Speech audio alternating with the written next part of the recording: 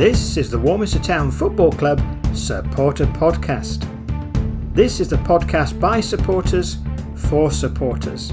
We bring you match reports, interviews and much more. We travel both home and away to bring you the excitement of non-league football to wherever you are.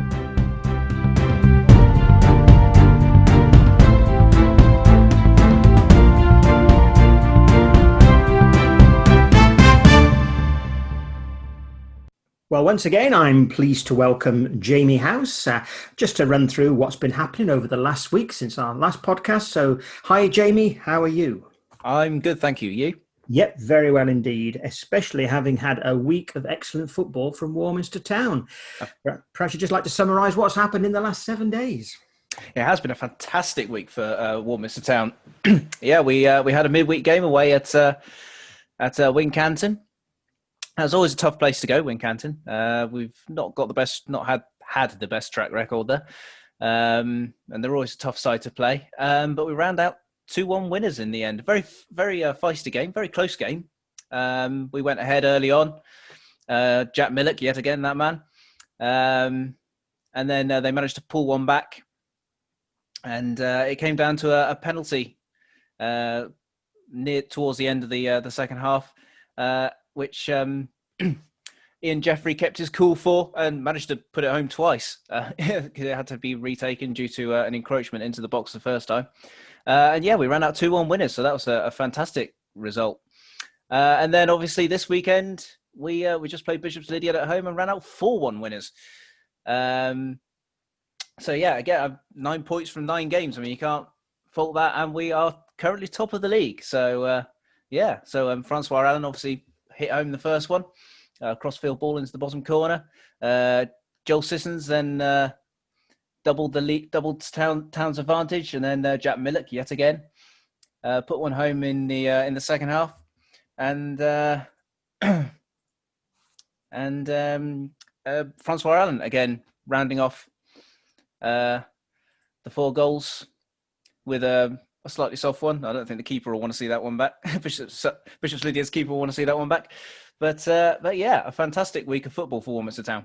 That's right. Well, their goal was a soft goal, so I think it just equalised up a little bit as having a soft goal as well, didn't it, really? So, very good. So, yeah, excellent performance, I thought, as well, on both occasions. And obviously Radstock as well, go back to game 1 at the beginning of the season, a week ago.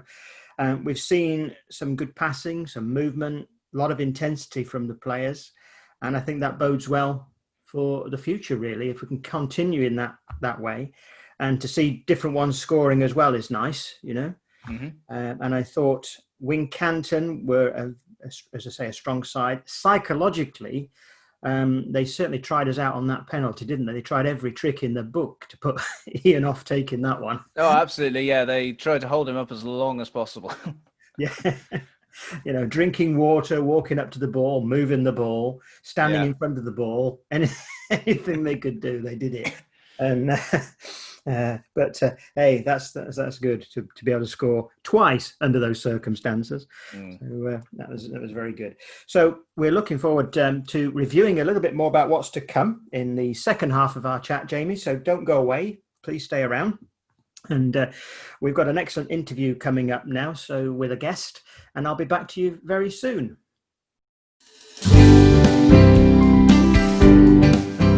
Coming up next, it's our guest of the week. Well, I'm pleased to welcome our guest of the week. It's Martin Cassidy from Ref Support. And now Ref Support is a registered charity in the UK. They are a totally independent body. They represent the best interests of referees. So we thought it'd be great to have Martin on the podcast, because we know that fans love to chant and rant at referees. So let's get another perspective on this and understand why ref support is necessary. So Martin, welcome to the podcast. How are you doing? Hi, Roland. Thank you for the invite. It's lovely to be able to talk in this environment. We do a lot of work with the Western League. I came through the Western League before I worked at professional level. So my involvement with the Western League's been somewhere in the region of 27 years. So I know some of the managers and people who are running clubs now are lads who were probably calling me names, a couple of decades ago. Yeah. Well, there you go. Meet them, meet them at another level. Payback time, payback time. Absolutely. You remember? I remember you. Yeah. Oh, brilliant. So we've got some questions we'd like to ask you. And obviously, the listeners would no doubt like to understand more about ref support. So, can you explain the reason for setting up ref support and what it is you actually do? Well, we from what we set it up to be and what it is now is different, if I'm honest. But the reason we set it up, I worked at Wembley for 7 years, seeing in the referees department, coaching referees, finding the next generation of referees going through, got a good insight into how they do things. And if I'm honest, I thought they could do things better. They got some wonderful people who were there then. Some are still there now. Some of the ones in place, I feel, don't do a good enough job supporting referees. So I wanted to do something independent for the FA. There's the Referee Association out there, which is a minority organisation, really. They support, in every single county FA, there's more people not in the Referee Association than there is actually in it. And some county FAs don't even recognise the Referee Association. So there's this sort of big hole that I wanted to fill, where as a charity we can support referees completely independent from anyone that's ever been involved in refereeing. But we also wanted to excuse me, that was me making my phone on, excuse me. Funny enough, that's a manager of Bath City phoning me. That's Jerry Gill, who's the manager of Bath City. He's a real good guy. He does lots of stuff with us. We do managers forums. This leads in quite well. There's total fluke. He's coming to a managers forum for us. We did one for the Western League at Cheddar recently. We had a few managers there. I think your, what's his name? Andy Crabtree. Yeah, Andy was there. Andy was on it. That's tied in really well, that phone call, isn't it? Yeah, very well. Andy was there along with other managers. So basically what we do, the league puts some food on. This is brilliant. We normally go to a club. We invite managers from the area. They go up front. We invite all the referees and players, and we all have a big discussion. What's really interesting about it, and this is a big part of what ref support is this independence. We believe, I don't think it's in interest of the FA to have players and managers all getting on with referees, because let's be honest, they make a lot of money out of fines, yellow cards, red cards, and everything else. And I don't think that's the way to go. The game hasn't improved in decades behaviour-wise, and in fact, it's got worse. So fining people money clearly doesn't work. So that's another subject all to one side. But we feel clubs should learn from us. Most of all, we should learn from clubs, players, managers. A lot of referees don't really recognise what goes on to put a game of football on at this level of football. Some of the commitment you have from your staff, your volunteers, your board is incredible. And even now with COVID, the commitment and the responsibility is even greater. And I've always recognised that. And I've always believed that the more referees and match officials are aware of what goes on to put on a match day, particularly the Western League, is the more you're aware of that, the more you might understand that their threshold of losing the rag with you over a dodgy decision is a little bit lower than other people. And it's very important to us to engage with clubs, to talk to clubs. And the Western League, particularly led by John Poole, has been really forward thinking with engaging with us to train referees, to coach referees, to mentor referees, and have an avenue where, we've said this to the league, and John's great with it, whereas if a manager doesn't really fully understand what's gone on, then if you want to give us a call, if we've had a coach there, we're happy to talk through things. And what we find is, we've been doing this for years as a charity, with all leagues, is that 9 times out of 10, the manager goes, I never thought of it that way. Or the referee's gone, do you know what, I'm really sorry, I've just watched that back on a video. Nothing we can do now, but I'm really, really sorry. And I think all those things just help more of a positive situation. And you'll be very, very surprised how many phone calls are made to managers in confidence, apologising for something that, they've seen on video backwards, and, you can't change it. But I think all that all stakeholders of football want is honesty, openness and professionalism from their match officials at every level. And I think, we strive to do that.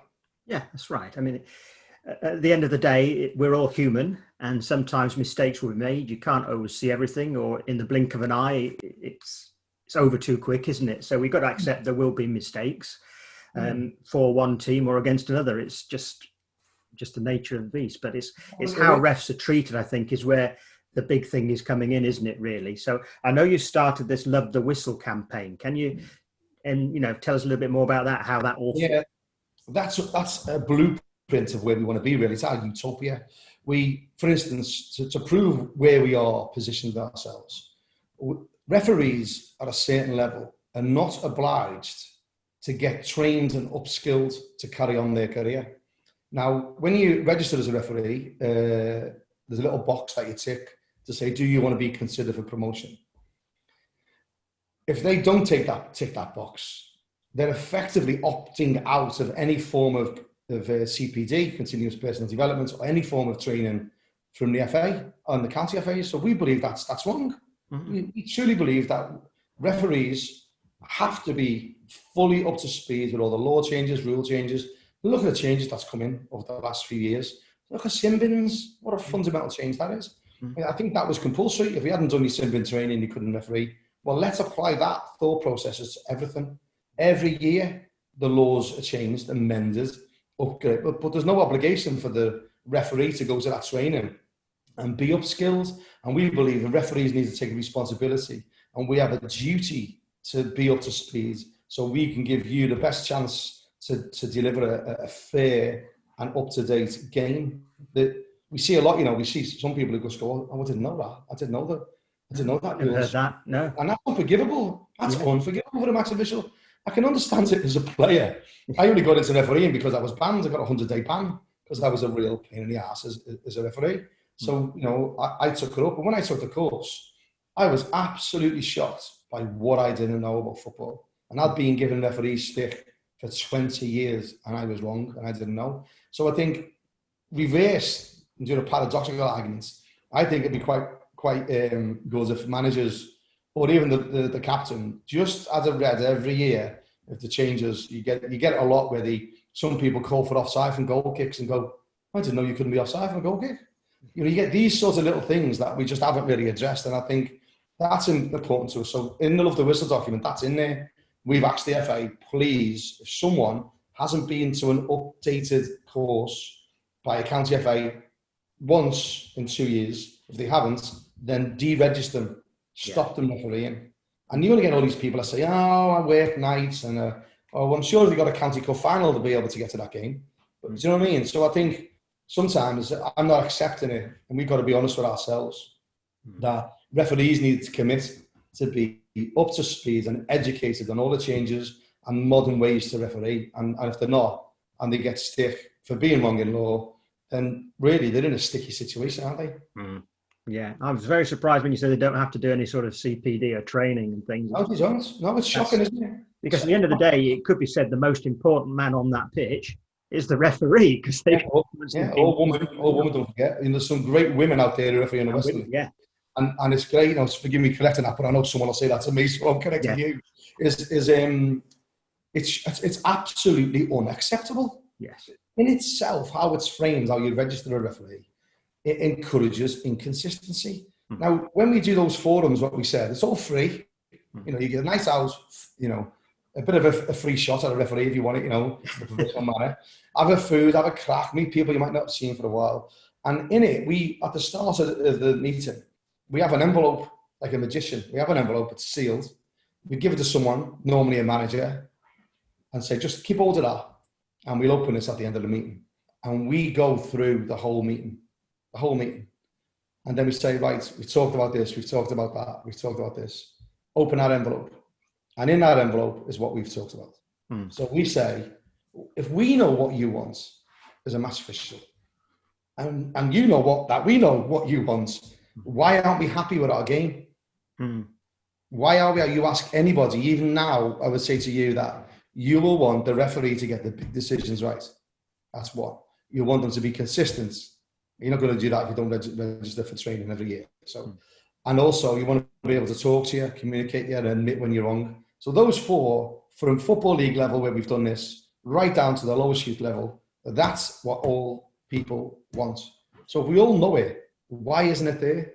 And I think it's down because we don't talk to each other enough, which is what we're trying to do. Yeah. So everybody's got an understanding. It makes life so much, in every area of life. If you know what the other person's having to go through or do, you understand, and it makes life better. And of course, sometimes the rules come across a little bit complicated, don't they, when they read them? They don't always make nice bedtime reading if you're reading some of the stuff that comes out. You've got to have a law degree occasionally, I think. So I think the simplicity and explanation at some level is vital for both sides to understand, referees and managers and footballers and supporters.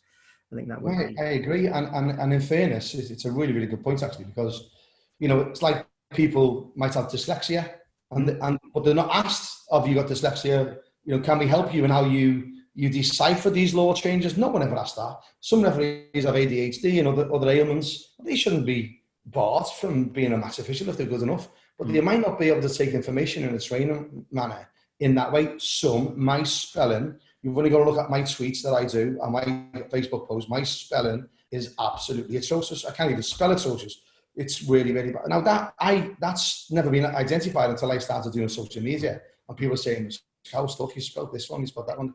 Got to go back in and edit it. Like, I think when that goes down to things like report writing, which you could leave yourself open as a match official to report writing, and equally the other way around, where like we've worked with clubs where something's happened, an injustice, and they would come to us and say, "Well, you help us. This happens. The referee was wrong, sent off the wrong individual, or made the wrong decision because he hadn't gone to upskilling. How do we do it?" So I said, "Come on, we'll help you write the report." So we offer our services to clubs too, because we feel that we all own football, all of us, players, managers, clubs, referees, assistant referees, and we all just want to be a better game. It's something we said, let's be a better game, and learning from each other and understanding our failings is really important in that. Oh, brilliant. Well, you brought me on really to the third question, because I've read through your website and it tells us that you offer an education program for referees. Can you tell us a little bit more about that? Put some flesh on the bone. It was really funny, really, and you know, we're not anti-FA, but we don't have finding funny in some of the things they do. But I was running the regional academy for the FA for the whole of the Southwest. So referees coming up to Western League level from Gloucestershire right down, Wiltshire, Somerset, Devon, Cornwall, Dorset. I was the main person that ran all the coaching, all the stuff, and then all the sort of, you know, referees in the area would come from each county and we'd all meet and do a training program. Now, when I stopped doing that, I stepped back and I started the charity. All of a sudden, the FA was saying, "Oh, don't go to ref support because you know, we haven't approved them." Well, we don't want their approval. That's the problem. We don't want their approval. So park that one. And secondly, all of a sudden, we just moved positions. 3 of us, who were all running the whole regional academy, and all of a sudden we were incredible just because we never had that FA badge. So what we encourage people is to don't see the badge, see what you deliver. So we've been delivering coaching schemes, mentoring schemes, training, online training. We had online training before the FA did in the referees department, where we put videos up, we analyse them, we see what we've done good, but you know, let's concentrate on what we could have done better, which is we learn from. And no one pays for that. Actually, that's a lie.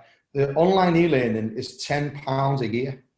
Everything else is free. So we go to games, coaches, all really experienced referees, you know, at Western League level and above. Every one of our coaches is referee at the Western League level. We give up our time free and we go and watch the match official. People think we're observers, assessors. Oh, he's only done that because you're here. Which we think sometimes is a fair shout. This is something the FA won't say. But we'll absolutely categorically say that some referees referee differently when an observer is there, which absolutely annoys the clubs and the players, because in itself, just like not being upskilled, it creates inconsistency. And we say to our referees, look, how are you going to get consistency and a gut instinct if you're changing your decision making because there's someone in the stands, because you think you might get a good mark if you send someone off or do more bookings or don't let them have a go yet? No, that doesn't make a good referee. A good referee, you should be able to referee and address and know what a yellow card is, irrespective of if there's an assessor there. And I think that's a big bugbear for assessors, isn't it? Now, another thing the FA didn't want me to do, but I did it. So, sorry, FA, but I did do it. I analysed 7 years of data of my referees, and you are 3 times more likely to get a yellow card for dissent when an assessor there to when there isn't. Now, the FA won't recognise that. They won't recognise. But let's be honest, the FA would be happy with that, wouldn't they? Because they get the money. They get the money, don't they? They're not going to. Did you tell me what business wants to stem an income stream? Any businessman out there? Of course he does. It goes right back to what we say about the love that wasn't document. You don't get on, you get angry, you pick up red cards, you pick up yellow cards, you get done for your dugouts, not being in any technical area, and all those sorts of little super fines that for a club, it can be a substantial amount of money. And I go right back to it. I think that's the point. We want referees to get on. We'll tell you, we'll say, if they're wrong, they're wrong. It's just as simple as that. And going forward this year, we will be helping a lot more of the referees on there. But we're not asking them to negotiate law. We're not asking them to do their job. We're just asking them to recognise it's more important to be consistent game to game than going up and down just because an assessor's there. The FA will say that. They agree with that. They agree, don't referee difference. But what they won't agree with is that there is a considerable difference for yellow cards and misconduct when assessors there. Now, if they try to deny that, I think everyone, including us and clubs, will just laugh at it, because you see it week in, week out. They all tend to be a little bit stronger on, oh, no tape on the socks, there's an assessor here. Oh, don't shout at me, there's an assessor. Do you know, all these, I think that's selling your soul to the devil. How would you feel if you were a player and a referee come over and say, oh, do us a favour, I've got to do this because he's in the stand? Now, the other side of the coin is this, and a lot of assessors actually aren't like that. They will also tell you off for reacting like that. We've got to give our assessors, they're called observers now, but they're assessors. These assessors, some of them are brilliant, and they're getting told by the FA, look, if he doesn't do the caution and he manages a situation, support him. Let him be able to manage the technical stuff and address all the physical stuff. What's a bad challenge is a bad challenge. But all the other stuff, as long as it isn't totally undermining your authority, the assessors are allowing you to manage it. But this disconnect, again, which is an FA problem, the FA don't allow referees and assessors to go to the same meeting. What's all that about? Yeah. So we feel that would help. So if you think of the bigger picture, what we just said, we want players and referees to be able to talk. We want managers and players and referees to talk. We want committee members to talk to referees. We want assessors to talk to referees. It'd be great if assessors talk to players, because this sort of stigma that they only overreact because an assessor there is the assessor's fault is not true. It's the referee's fault. The referee overreacts sometimes. So we have this little scale where we say, don't under-referee when the assessor isn't there, and don't over-referee when the assessor there. Just have a balanced view throughout your season, which helps you build a gut instinct and helps you deliver a better game where everyone will enjoy your performance. So, well, I often say, I mean, some of the best referees I've seen, you hardly know they're on the pitch after 10 minutes because they're dealing with the players in the right way. They let the game flow at the right times. In fact, one was a lady, one of the best referees I've seen at Warminster was a lady referee, came along, I think a couple of lads started, that was it. You know, the game just flew by, everything went very well, decisions seemed to be okay, and if there weren't, nobody seemed to kick off. And that's what you want in the game. You want the referee to be there to make sure the rules are fair, that both sides have equal opportunity. And apart from that, you don't notice they're there. You know, that's that. When you really get all the crowd shouting and it goes to chaos and, you know, and all that kind of stuff, well, the game's lost in itself, hasn't it, really? You know? Do you know what's important about that, Roland, is the way the assessment was framed a couple of years ago, and I'm laying this right at the FA referees department door. They framed it where you got more cards. If you got more cards in the game, you got a higher mark. So there's almost an encouragement level to doing it a card, because Neil Barry's put out an email, everyone knows about this, that says a standard game is between 70 and 73. That's the average, what he expects the game to be. Well, an average mark of 73 from an assessor gets you demoted. There was referees this season just gone who got an average of 74 and got relegated from your level of football. So something fundamentally is wrong there. So what happened is, they thought, oh my God, all the assessors are being told 70 to 73. I've got to do something to get better marks. Well, that something was more yellow cards, because you get double points basically on the assessments for how you apply law. You get double points for decision making, and you get double points for your match control. Well, they're all dictated really, or were, by yellow and red cards. So there was yellow and red cards going everywhere when there was an assessor there, because when there wasn't, then the overreaction was the other way. So I blame the FA for that one, the way they framed it, and the head of refereeing sends out an email saying, I expect it to be 70 to 73. Like, don't get me wrong, I think FA are doing some wonderful work. Yeah. But, you can't sit there and say they're perfect. Just like we're not perfect. No, that's right. But, it's spot on. We need this really fluid, regular control communication between referees, assessors, and players. When's the last time you've ever seen players, managers, assessors, and referees all in the same room? Have you ever seen it? No. Well, we do that. That's what we do. Yes, that's what you do. Exactly what we do. And everyone loves it. Everyone loves it. Yeah. Everyone loves it. Yeah. And Andy Crabtree was brilliant. Fair play to him. I go back a long way with Andy. He's shouted at me a few times, but he's never out of order. He was never, ever out of order. Got a lot of time for Andy. He's great that he's at your club still. Doing a good job for us. Excellent. So thinking about it, if anyone's listening in, perhaps they've a player coming to the end of their playing career and fancy being a referee, what advice can you give to somebody who'd like to become a referee? Take it up, honest. Take it up. It's very enjoyable. I've got some lifetime friends who I played with. I did a blog because in my blog's called "Put Your Whistle Where Your Mouth Is." I was banned from playing. Started running the line. The ref said, "You did well on the line." I said, "Well, I'm better than you. I thought you were crap."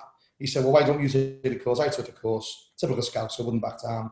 Fell in love with it. It's not an easy ride, but one of the things we do is identify when there's been a horrible incident like what was done last week with the video. Because I think all stakeholders in football know that was unacceptable in football to punch a referee. Equally, we understand that there is frustrations. Interestingly, we know it's players that tend to be more frustrated on a midweek game than they are on a Saturday. Yeah. Because you've got to work all day, you've got to rush through. So the referees are the bloody same. They've got a job. So we also understand that these little things that add, these little subtlety things that add up to a referee's performance and players' attitudes need to be, bear in mind a little bit with midweek games. But take it up, have a go. You'd be surprised.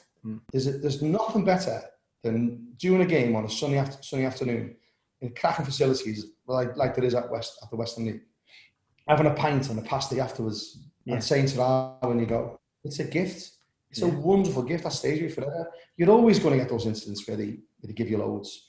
And social media is another thing, in fairness, Shepton Mallet were brilliant this week. The lad who does their Twitter put up about 6 or 7 posts. This is important to us. That's why I would like to talk about this. Yeah. Put 6 or 7 posts on their Twitter accounts, blaming the referee.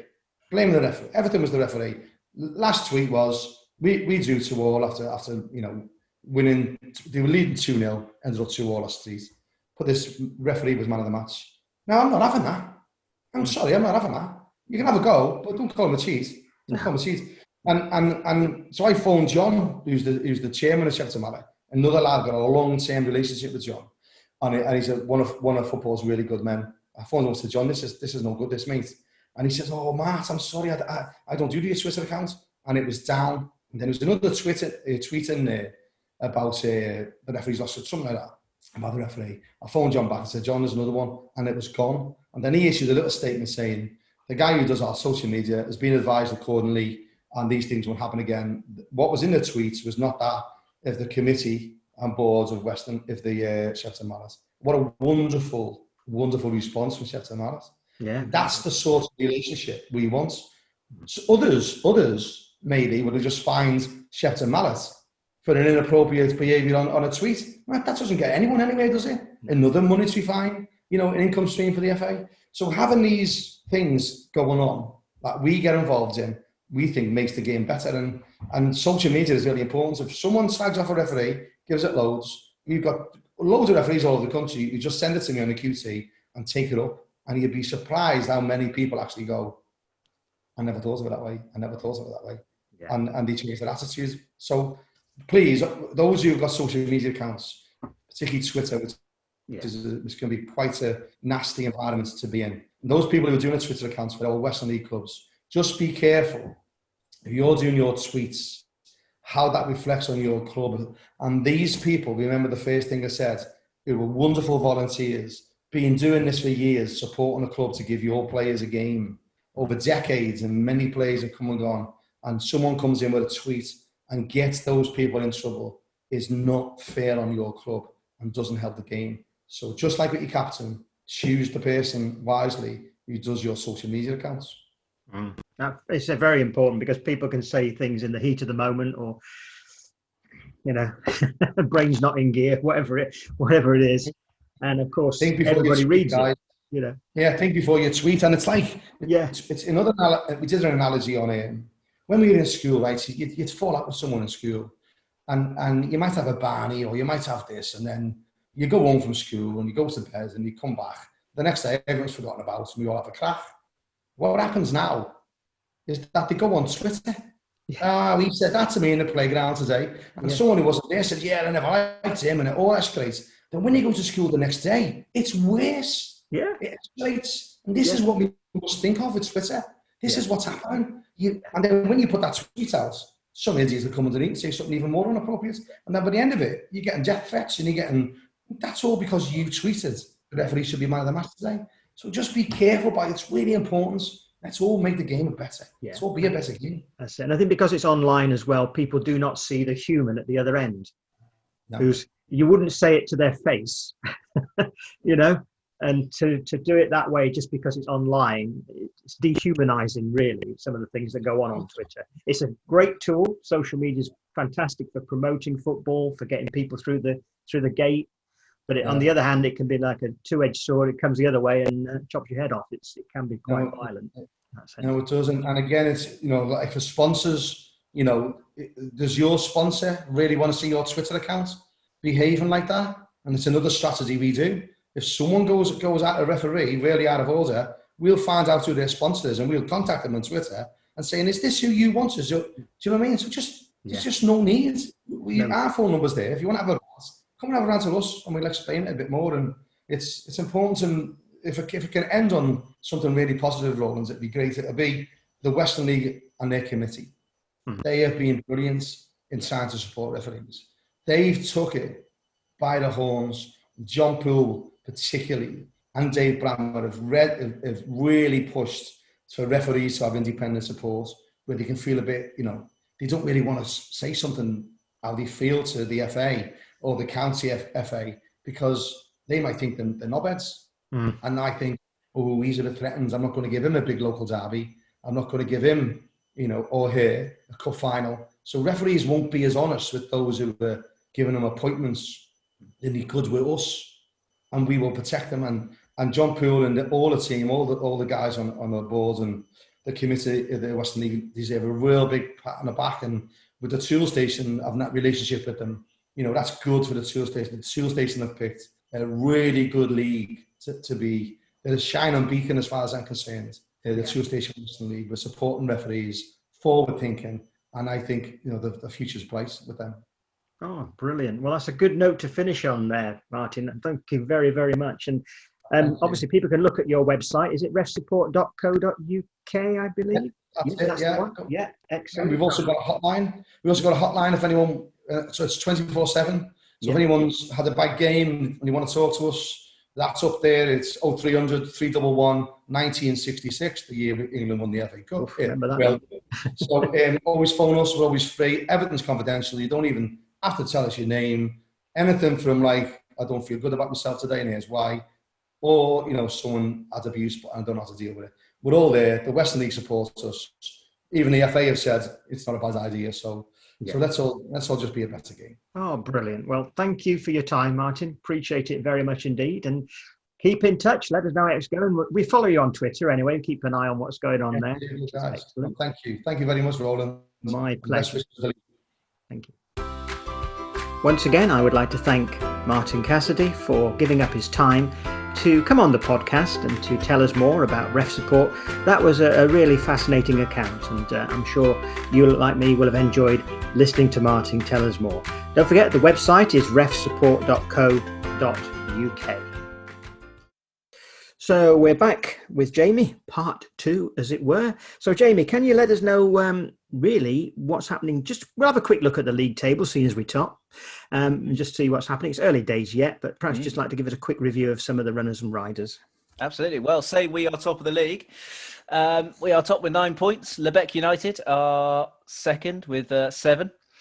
Portishead, amazingly, are up in the top 3 at the moment. They've had a good start to the season. The club that's normally sort of lying around the bottom somewhere. That's quite a change in fortunes for them. Ashton and Backwell United are 4th, and Carntown round out the top 5. There's the bottom 4. Wincanton are currently bottom. Again, quite a turn of the tide there. Bishop's Lydiard, Sherborne Town 18th, Longwell Green 17th, and the Bristol Telephones round out the bottom 5. And Devizes Town, obviously, just above those bottom 5, having not played a game yet, due to the fact that their early games being postponed due to a COVID outbreak, a couple of their players. So obviously precautions taken there. I think they should be back this weekend, if I'm correct, because I think their quarantine only lasts until this weekend. So yeah, that's the table pretty much as it is at the moment. Like you say, not an awful lot to talk about, but the big news is we are top. That's it. That's the good thing to talk about. 3 games, 9 points. We'll take that. Excellent. So something big happening this Saturday. Jamie, you'd like to run through that? Yes, we are away in the League Cup down at Tavistock. There isn't a League Cup this season. Basically, they're going to finish off last season's League Cup, which makes sense. And it's good for us because we were into the quarterfinals. So yeah, the away game down at Tavistock on Saturday. So it's a long old trip, and Tavistock are a good side. It's going to be a really tough test, I think, for Town. I don't know where Tavistock are in their league at the moment. They are 7th after 2 games. They've won 1 and drawn 1. So yeah, it's going to be a good one, that I think. Yes, so anybody that can do come along. It's a fair old journey from Warminster or beyond to get down to Tavistock, but it would be great to give as much support as we can to the team. For anyone who can't make it, we will be live on YouTube, mobile signal permitting, of course. We've never been to Tavistock to test it out yet, so that'll be. That's very true. We haven't had any issues elsewhere, I don't think, except for Wick. Except for Wick. A field in the middle of nowhere. Yeah, which perhaps isn't a surprise. Not a surprise. No, but there you go. I thought it was close enough to Bristol to have a bit of coverage, but it didn't quite work out at Wick. But hopefully people will come along on YouTube and watch, if you can't make it, directly to the game. So that's it, Jamie, really. That wraps up this week. Thank you very much once again, and we'll look forward to seeing you down at Tavistock and supporting the Red and Blacks. Absolutely. Well, there goes the final whistle, and that brings this week's podcast to an end. We've hoped you enjoyed the Warminster Town Football Club supporter podcast. So before you go, if you haven't done so already, please do subscribe using your favourite platform. Thanks for listening.